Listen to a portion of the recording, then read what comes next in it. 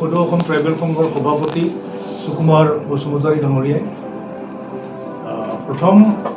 প্ৰথমতে আমি ডক্টৰ হিমন্ত বিশ্ব শৰ্মা নেতৃত্বাধীন যি নতুন চৰকাৰ, নতুন NDA চৰকাৰ নিৰংকুশ সংখ্যাগৰিষ্ঠতা লৈ যি চৰকাৰ গঠন কৰিছে, এই চৰকাৰলৈ আমি CC2R ফালৰ পৰা আমি আদৰণি জনাইছোঁ।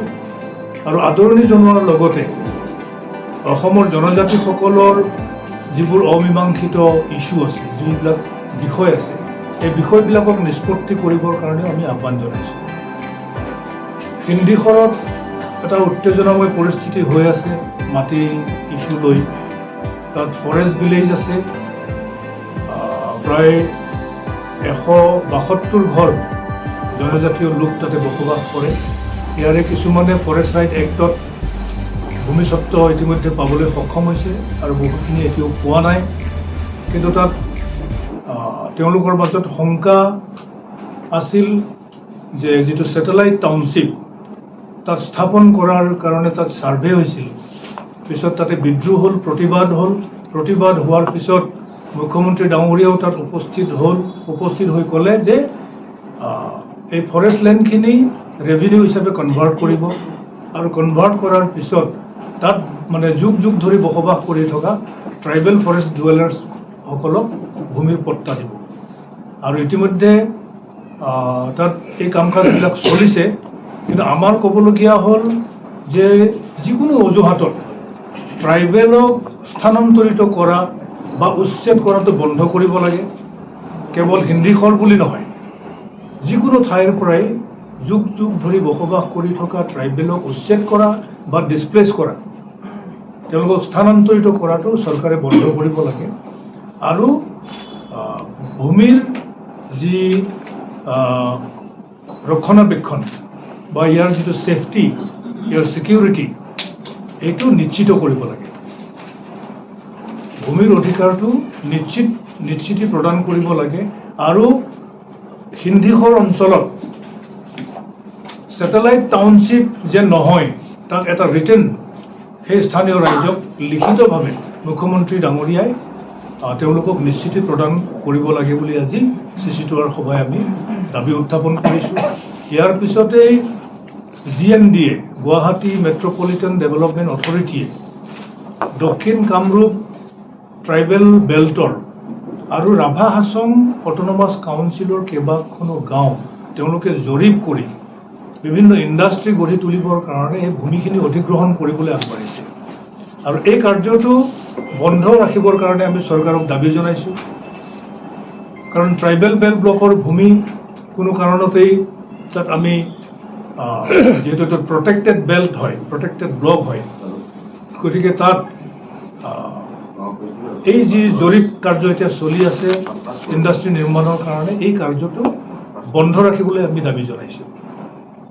ইয়াৰ পিছতে 2027ত আপোনাৰ যিটো চেঞ্চাছ হ'বলৈ গৈ আছে, এই চেঞ্চাছটো অসমৰ জনসাধাৰণৰ কাৰণে খুবেই ইম্পৰ্টেণ্ট হ'ব, এই লোকপিয়ল। গতিকে এই লোকপিয়ল সন্দৰ্ভত আজি CC2I সমগ্ৰ অসমৰ জনজাতি ৰাইজক আমি আবেদন কৰিছোঁ।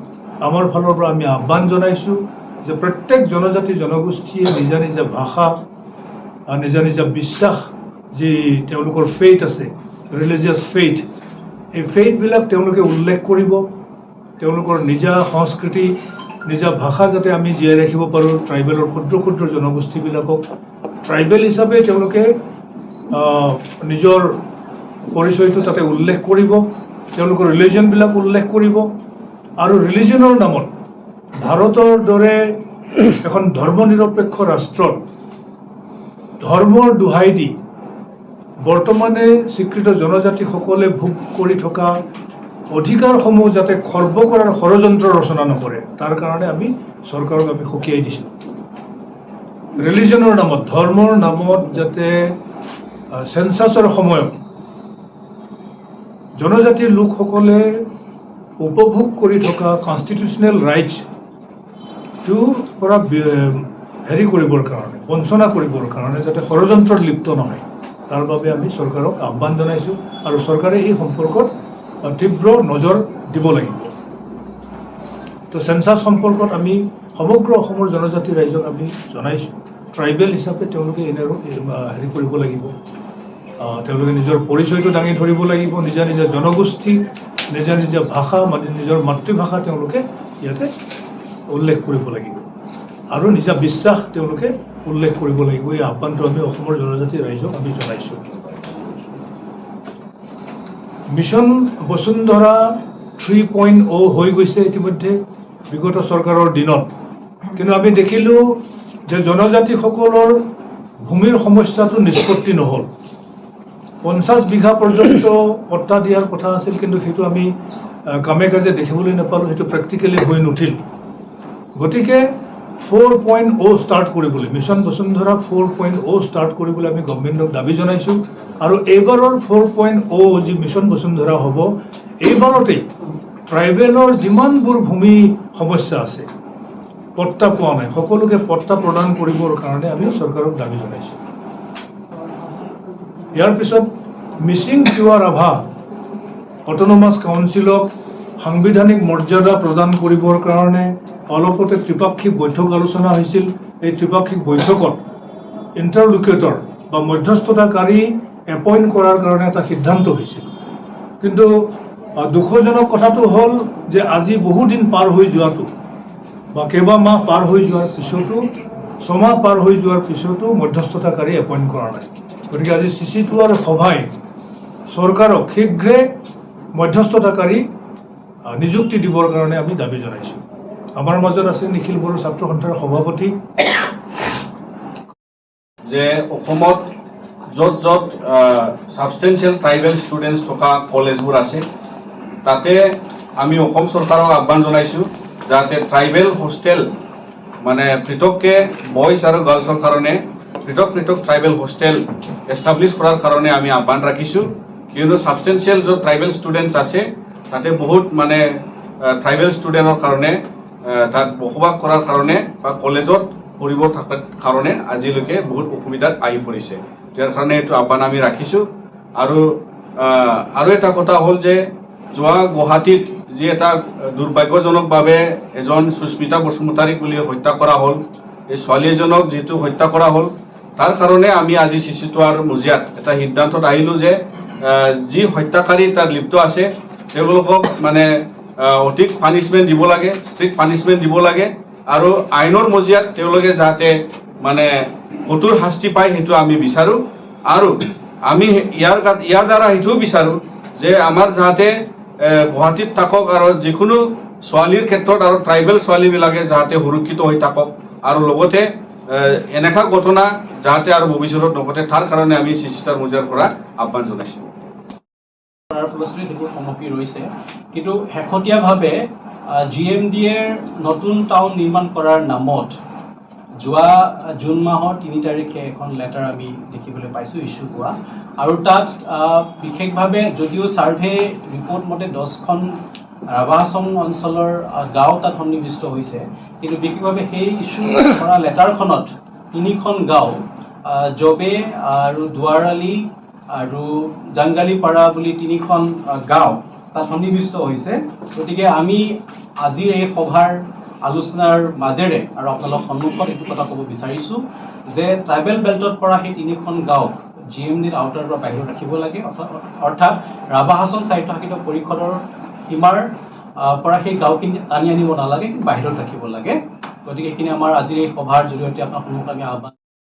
দেৱে প্ৰাক্তন অসম বিধানসভাৰ অধ্যক্ষ বিশ্বজিৎ দৈমাৰীক সমালোচনা কৰিবলৈ গৈ যি দুটা শব্দ তেখেতে ব্যৱহাৰ কৰিছে, এটা হ'ল চোৱা লগা, আনটো হ'ল যজ্ঞ কৰি শুদ্ধিকৰণ কৰা।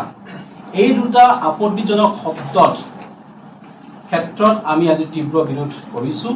কাৰণ চোৱা লগা বা যজ্ঞ কৰি শুদ্ধিকৰণ কৰা এই দুটা শব্দই কেৱল জনজাতি সকলোকেই নহয়, অসম ৰাজ্যৰ সমগ্ৰ সভ্য সমাজক ই অপমানিত কৰিছে। চোৱা লগা বুলি কোৱাৰ লগে লগে আমাক পশ্চাৎ পদলৈ ঠেলি দিয়া হ'ল। সেই অস্পৃশ্যতাৰ যি শ্ৰেণী বিভাজনৰ সময়, সেই সময়লৈ আমি ঠেলি দিয়া হ'ল।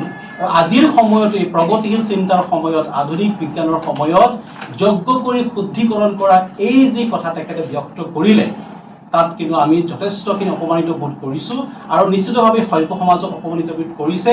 তেখেত অতি শীঘ্ৰেই এই শব্দ দুটাৰ যি তেওঁ ব্যৱহাৰ কৰিলে তাৰ বাবে ক্ষমা খোজক ৰাজহুৱাকৈ, নহ'লে আমি আজিৰ সভাৰ প্ৰস্তাৱ মৰ্মে আমাৰ ST প্ৰিভেনশ্যন এট্ৰচিটিজ প্ৰিভেনশ্যন এক্ট 1989 আছে, আমি তাৰ আধাৰ কৰি আলম কৰি আমি গোচৰ ৰুজু কৰাৰ কাৰণে আজি প্ৰস্তাৱ গ্ৰহণ কৰিছোঁ।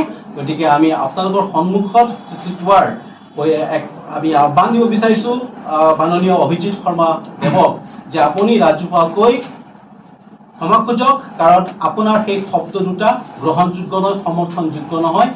কোনো সভ্য ব্যক্তি সমাজে সেই শব্দ দুটা আজিৰ সময়ত আজিৰ তাৰিখত গ্ৰহণ কৰিব নোৱাৰে। আপুনি সমালোচনা কৰক, বিত্তীয় কেলেংকাৰী হৈছে, আন কিবা হৈছে, তাত আপোনাৰ অধিকাৰ আছে, আমি তাক মানি ল'ম। কিন্তু এই চোৱা লগা শুদ্ধিকৰণ এই দুটা আপুনি উঠাই লওক, ৰাজহুৱাই ক্ষমা খোজক। কিমান সময় আপোনালোকে দিছে? আমি আজিৰ সভাৰ মতে আমি তেখেতক 15 দিনৰ সময় দিছোঁ। 15 দিনৰ সময়ৰ ভিতৰত তেখেতক ক্ষমা খোজক, এয়া আমাৰ আহ্বান। আজিৰ পৰা 15 দিনৰ ভিতৰত